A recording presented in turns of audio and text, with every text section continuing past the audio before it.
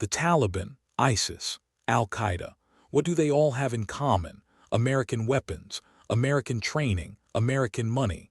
The same government that sends your sons and daughters to die fighting these groups once called them allies, once funded their operations, once armed them to the teeth. Your tax dollars created the very enemies you now fear. This isn't conspiracy theory. This is declassified history. This is the pattern they pray you never connect, because once you see it, you can never unsee it. Today, we're going to follow the money, trace the weapons, and expose the playbook that has been running for over 4 decades. Fund rebels today, fight terrorists tomorrow. By the end of this video, you'll understand why wars never end, why the same regions stay destabilized for generations, and who profits every single time the bombs start falling. The Afghan trap. It was 1979. The Soviet Union invaded Afghanistan, and America saw an opportunity, not to help the Afghan people, to bleed the Soviets dry. Operation Cyclone became one of the CIA's largest covert operations in history. Billions of dollars, advanced weapons, Stinger missiles that could take down Soviet helicopters. We didn't push the Russians to intervene, but we knowingly increased the probability that they would. And who received all this American generosity? The Mujahideen, freedom fighters, they called them. Ronald Reagan even compared them to America's founding fathers. Among these freedom fighters was a wealthy Saudi named Osama bin Laden. The CIA didn't just know about him. They helped train the networks that would become Al-Qaeda. Blowback, that's the intelligence term for when your covert operations come back to destroy you. The Soviets left Afghanistan in 1989. Mission accomplished, right? Except America abandoned Afghanistan too, leaving behind a power vacuum filled with the very extremists they had armed and trained. But this was just the beginning of the pattern. Saddam's friend. Here's a photograph that should disturb every American. December 1983. Donald Rumsfeld shaking hands with Saddam Hussein in Baghdad. At this moment, the United States knew Saddam was using chemical weapons against Iranian soldiers. They knew, and they didn't just ignore it. They helped. Chemical weapons, satellite intelligence. The Reagan administration provided satellite intelligence to help Iraq target Iranian troop positions. American companies sold the precursor chemicals for Saddam's weapons program. When Saddam gassed the Kurdish village of Halabja in 1988, killing 5,000 civilians, America blocked UN condemnation. Why? Because Saddam was fighting Iran. The enemy of my enemy is my friend, until he becomes your enemy too. Fast forward to 1990. Saddam invades Kuwait. Suddenly, this former ally becomes Hitler reincarnated. The same weapons, the same brutality. Now it's a problem. If you're connecting dots right now, good. Hit like and subscribe to keep exposing what they hide, because what comes next shows this pattern wasn't a mistake. It was a strategy, arming both sides. Let's talk about Iran-Contra, because this scandal reveals how deep the pattern goes. In the 1980s, the Reagan administration was officially supporting Iraq against Iran, but secretly, they were also selling weapons to Iran. The profits from those Iranian weapons sales went to fund the Contras in Nicaragua, rebels fighting the socialist government there. Congress had explicitly banned funding the Contras. Didn't matter. When Oliver North testified before Congress, he admitted to shredding documents, lying to investigators, and running an illegal weapons network from the White House basement. His punishment? He became a conservative hero. The system protects its own, while soldiers die for manufactured wars. Here's what matters. The United States was simultaneously arming 2 enemies who were killing each other with American weapons. This wasn't incompetence. This was profitable. Every weapon sold to Iran meant Iraq needed more weapons. Every weapon sold to Iraq meant Iran needed more weapons. Perpetual war, perpetual profit. And the pattern was just getting started. Birth of Al-Qaeda. After the Soviets left Afghanistan, the Mujahideen splintered. Some became the Taliban. Others formed Al-Qaeda under Osama bin Laden.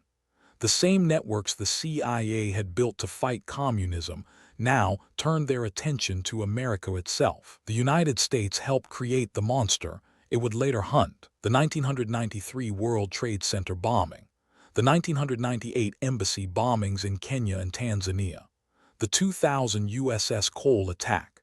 Each time, the perpetrators had connections to networks America had once funded. But here's what's rarely discussed. Throughout the 1990s, while Al-Qaeda was planning these attacks, the United States was still working with Mujahideen veterans in other conflicts. The same fighters were heroes in one country and terrorists in another. In Bosnia and Kosovo, America supported Muslim fighters, some with ties to the Afghan networks. The pattern kept repeating because the pattern was working, not for American security, for American defense contractors, for American geopolitical interests, until September 11th changed everything. Or did it? Because what happened next might shock you even more. The Iraq deception. February 5, 2003. Colin Powell stands before the United Nations holding a vial of fake anthrax. He presents satellite photos, audio recordings, and detailed intelligence about Saddam Hussein's weapons of mass destruction. Lies. Every word was wrong. The aluminum tubes weren't for nuclear centrifuges. The mobile labs weren't making biological weapons. The connection between Saddam and Al-Qaeda didn't exist. But the war happened anyway. 20 years, trillions of dollars, over 4,000 American soldiers dead, hundreds of thousands of Iraqi civilians killed. 1. No weapons of mass destruction found. 2. Al-Qaeda had no presence until after the invasion. 3. ISIS emerged directly from the chaos. Here's the part they don't teach in schools. Paul Bremer's first act as administrator was dissolving the Iraqi army. 400,000 trained soldiers suddenly unemployed, humiliated, armed, angry, trained, armed, available. Where do you think they went? Many joined the insurgency. Many eventually joined ISIS. The United States didn't just fail to stop terrorism in Iraq. They created the perfect conditions for it to thrive. Rise of ISIS. ISIS didn't appear from nowhere. Its leader, Abu Bakr al-Baghdadi, was radicalized in an American prison camp. Camp Bucca in Iraq became a terrorist university where extremists networked, recruited, and planned. America built the prison where ISIS was born. But it gets worse. When civil war erupted in Syria, the Obama administration made a fateful decision: arm the rebels fighting Assad. Billions in weapons flowed to Syrian opposition groups.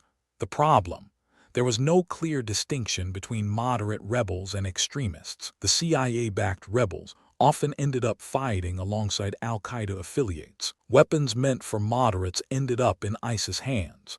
American anti-tank missiles appeared in ISIS propaganda videos. The same Humvees America gave to the Iraqi army were captured and repainted with ISIS flags. When ISIS declared their caliphate in 2014, they were driving American vehicles, shooting American weapons, and led by men radicalized in American prisons. The pattern doesn't just repeat, it accelerates. And the next chapter might be the most disturbing yet. Who profits? Let's follow the money, because money never lies. Lockheed Martin's stock price on September 10, 2001, about $60. Today, over $400. Boeing, Raytheon, Northrop Grumman. Every single major defense contractor has seen astronomical growth since the war on terror began. Coincidence? The revolving door between the Pentagon and defense industry spins constantly. Generals retire on Friday and start consulting for weapons manufacturers on Monday.